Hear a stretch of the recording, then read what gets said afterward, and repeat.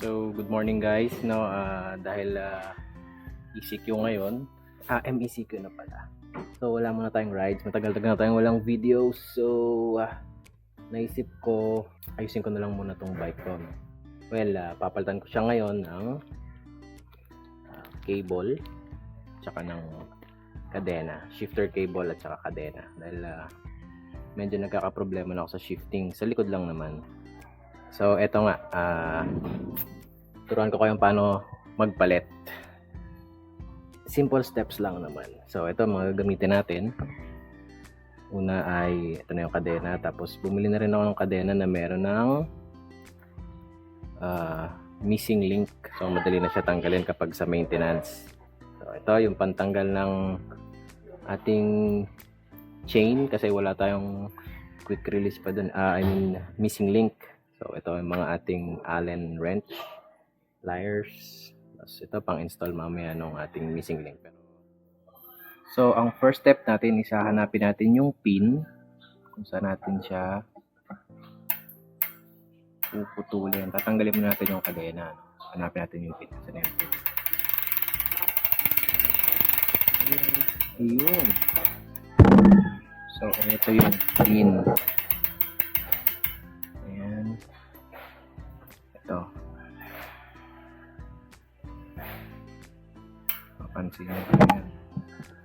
Nag-iba siya dahil siya yung parang isang malaking block.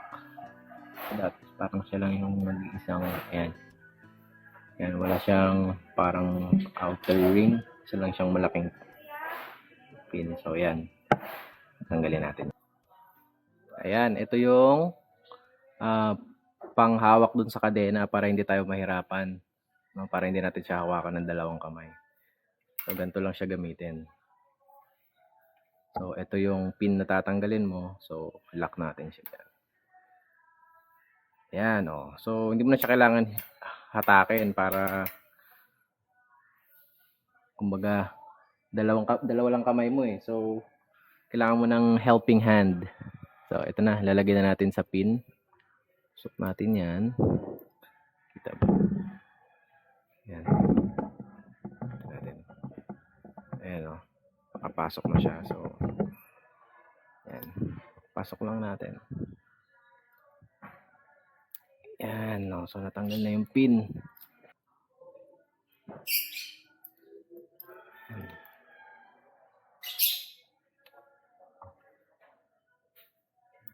Ayan o. So, diba natanggal na yung kadena? Easy lang. Ganun lang kadali. So, ito tatanggalin natin yan. Ayan. Alright. So, bago natin kabit yung bagong kadena natin, no? Papalitan na muna natin siya ng shifter cable. So, tanggalin muna natin ang ating gulong para mas madali tayo maka-access.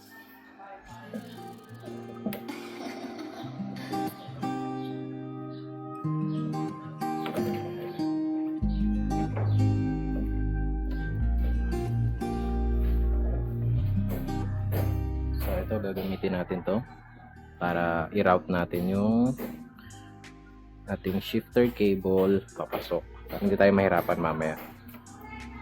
Tanggalin naman natin ito.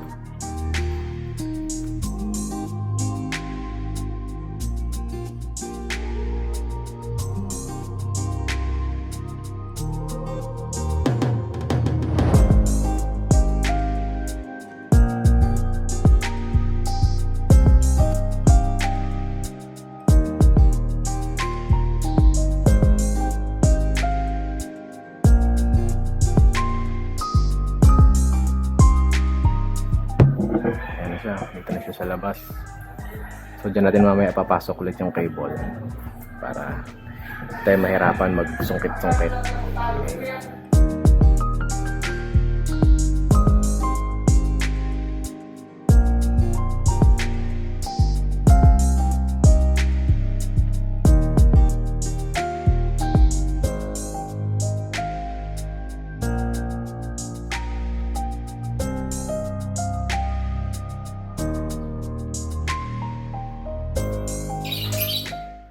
So ayan, hindi natin na ipasok dito yung cable dahil nalaglag siya.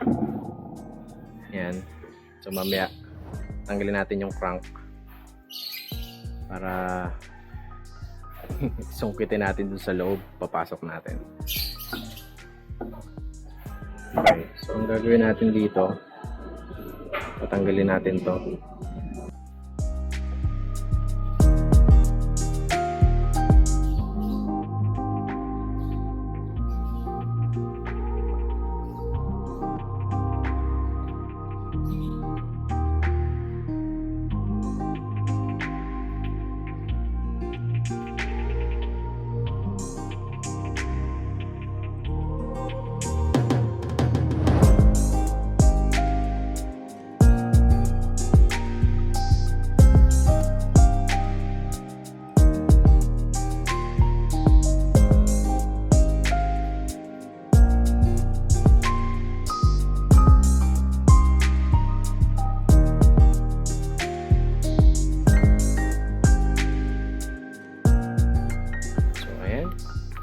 Yung ating bagong shifter cable, ilagay na natin doon, pero mamaya natin i-route doon sa frame dahil pabaklasin pa natin ang crank pati ang bottom bracket para masungkit natin sa loob. Okay, kabit na. So ito, huwag nyo ito wawalain, kailangan ito mamaya sa dulo ng cable.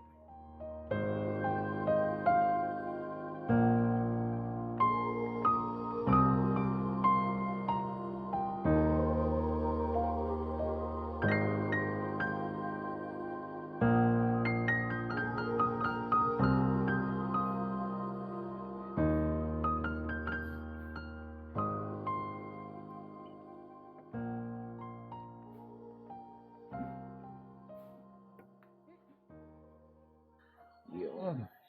Yan lang naman. Takip lang naman yan. Okay. So, set aside muna natin to para pagkain lang. Dito na muna siya.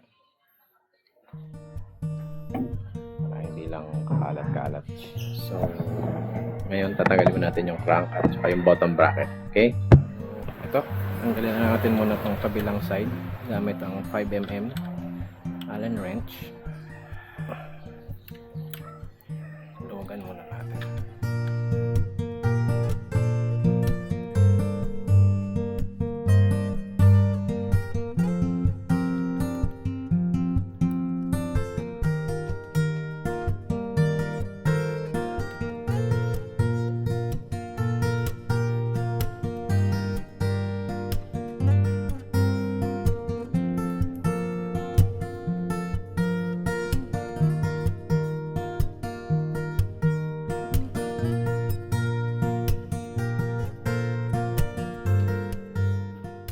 Ito ay ating huhugutin lang.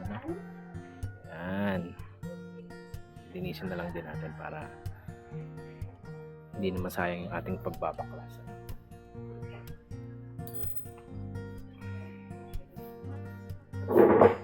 Ayan, baklasin na natin tong bottom bracket. Ngayon, magkaiba kasi ito ng pagsikip So, ito, pag ganito, counterclockwise, yan ang pagpasikip. So ito na, luluwagan natin. Dapat clockwise sa kabila. Yan.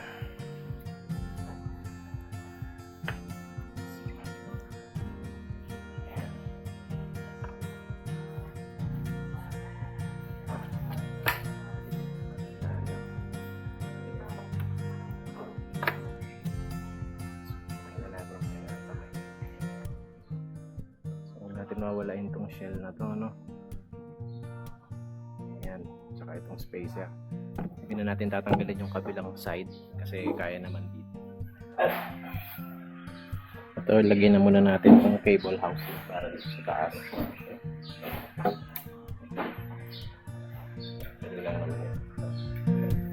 Susuot lang naman yan.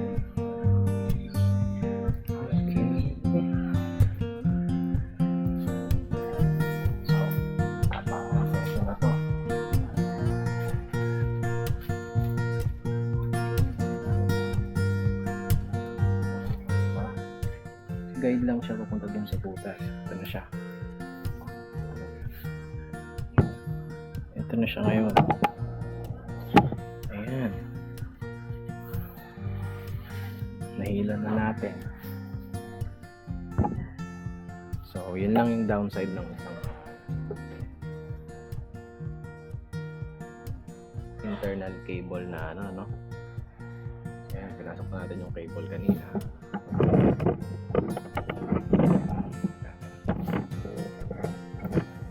Cable kanina. Pasok natin para lusot siya. Ito. Okay. Ayan.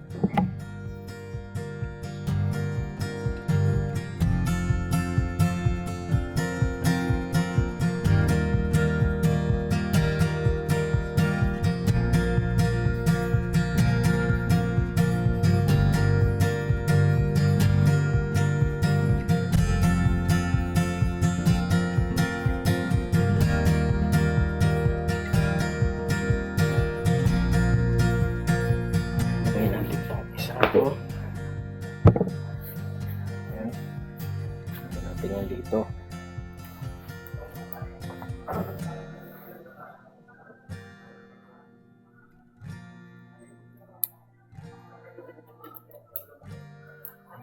Ayan. So, snag na siya.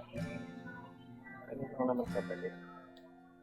Tumagal lang naman tayo dahil dito sa hindi natin tayo ilagay yung isang guide sa loob ng ating down tube. Ayan. Mamaya itataon na natin ito. Lagay lang natin siya. Alright. So, lagyan na natin ang ating cable. Time na para ibalik ang ating crank. So, ayan, no? Balik na natin yung ating bottom bracket. So, pagkakabit lang ito, baliktad lang, no? Kung kanina clockwise natin siya pinihit. Ngayon, counterclockwise naman. So, ayan. Kakalimutan nyo huwag nyo kakalimutan ipasok to, no? May indication naman kung saan yung left at right. Ayan, yan.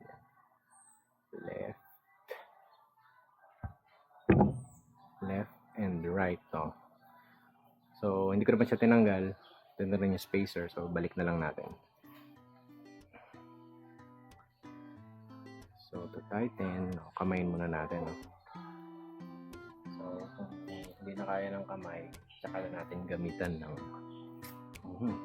tool. Ayan. Tighten is counterclockwise.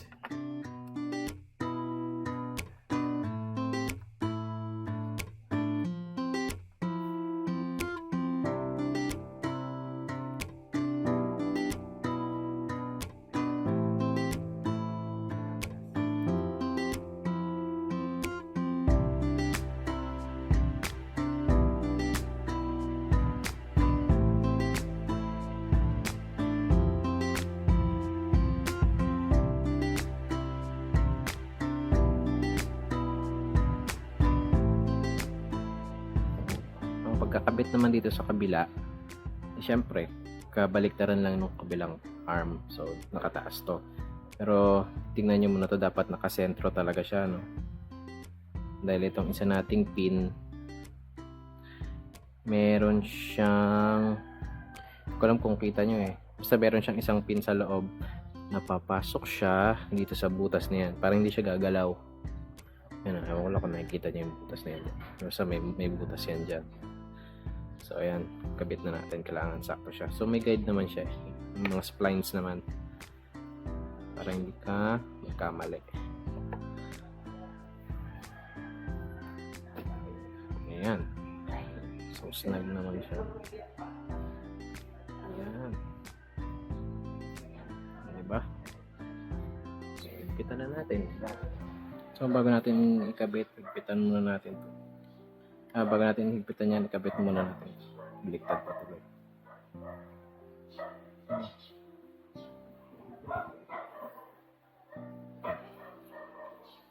Para lang ito ma-place.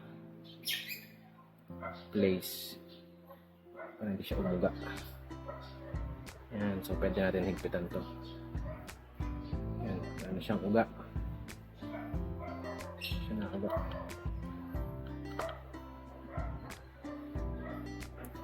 So, ayan, gamitan na natin ang torque wrench, ano? So, nakaset na siya 12 to 14 Newton meter. So, tayo natin mag-click, no?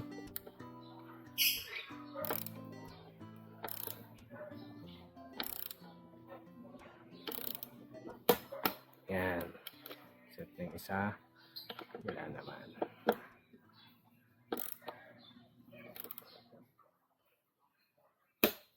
Okay.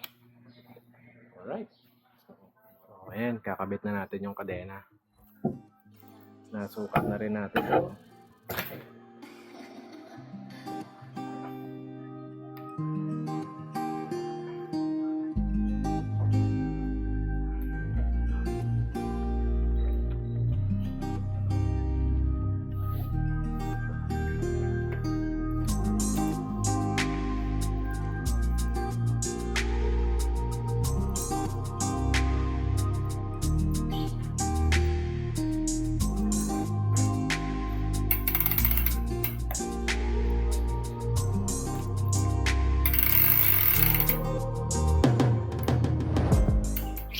So, gagamitin ulit natin to.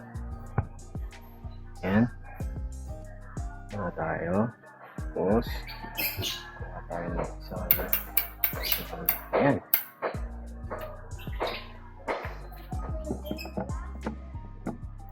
So, ito. Oops, nalaglag. Pasok mo natin tong isa sa kabilang butas. Ayan. Ito, maglalak lang siya. Ayan. Pares nyo lang. Pasok mo yan. Kasi ito, gamitin na natin to. Ayan.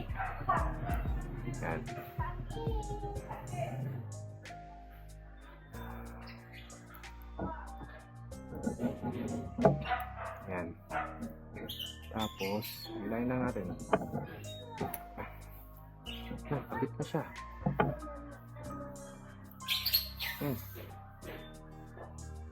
Ganun lang siya kadali. Try na natin. Ikutin. Smooth naman siya.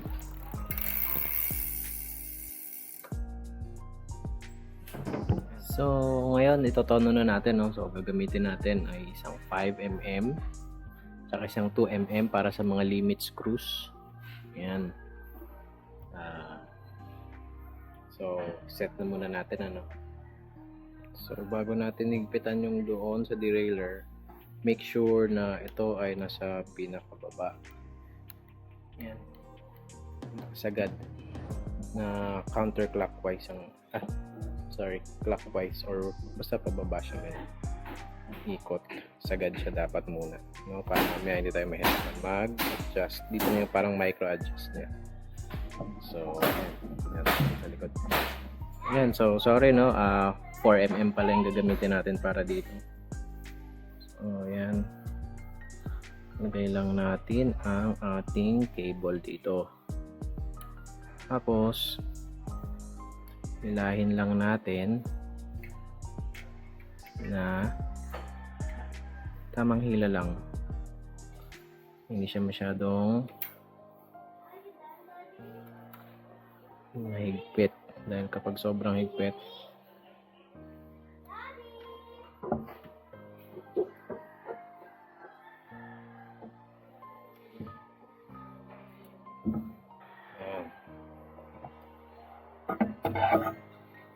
so konting adjustment na lang naman ito.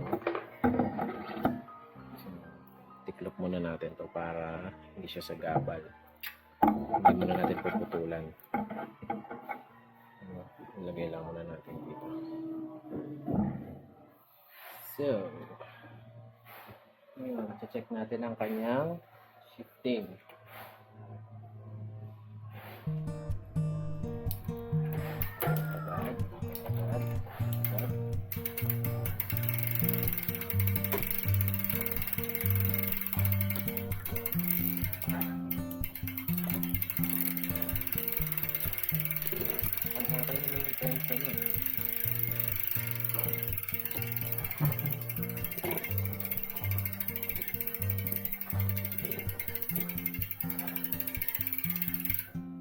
lang natin adjust itong B screw kasi tumatama siya dito. So medyo babaan natin. Para babaan siya, kailangan ay pa clockwise. So yan. Right.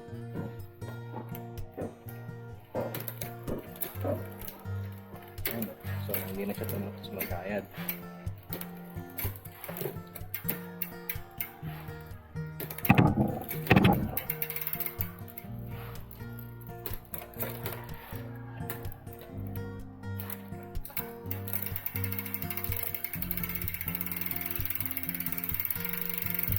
So ayan, adjust natin yung lower limit niya dahil sure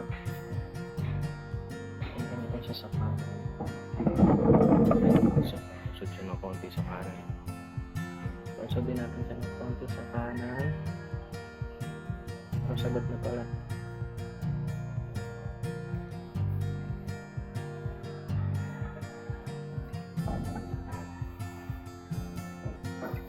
So ayan, testingin ulit natin ano.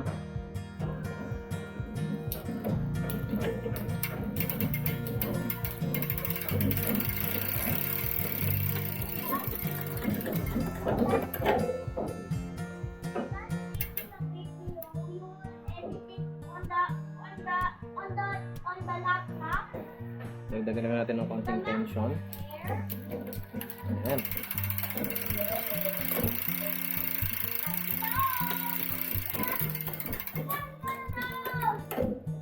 Ayan. So, para sa akin okay naman na ang shifting niya. So, mag-a-adjust na lang ako sa susunod kasi since bago yung cable natin, luluwag pa yun ng luluwag eh. So, i-adjust na lang natin dun sa harapan yung dun sa barrel adjuster. Dun sa shifter niya yung tension. No? Kapag ka medyo pumangit na yung shifting niya. Kasi pag bago talaga, medyo mag-a-adjust pa yung shifter cable natin. So, gagamitin ulit natin. Medyo matagal-tagal na tayong walang ride eh. So, ayan. Tapos na natin nakabit yung ating bagong chain saka yung bagong shifter cable, no? So, gano'n lang kadilis lang kasimple yung pagkakabit. Pero kung talagang wala pa kayong tiwala sa skills nyo sa pag-maintenance, pumunta na lang sa bike shop. Recommended ko yun. So, since ako isang sirani ko, pinatry ko talaga siya. No, so, yun. Sana may natutunan kayo sa aking short video tutorial. So, ayan. Thank you for nasambling.